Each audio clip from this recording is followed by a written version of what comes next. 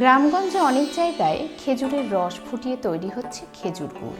তার গন্ধ ভরিয়ে তুলছে চারপাশ। নলেন গুড়ের সন্দেশ বিক্রি হচ্ছে শহরের বাজার জুড়ে। জাঁকিয়ে পড়েছে শীত।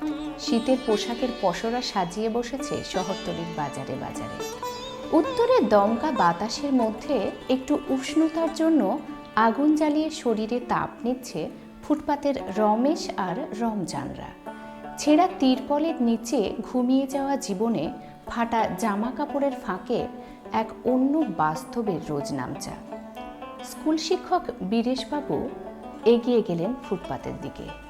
শীতের পোশাকগুলো কয়েকটা নিয়ে রমেশ আর রমজানের হাতে কিছুটা তুলে দিতে তারা সেগুলো পরম আনন্দে গ্রহণ করল।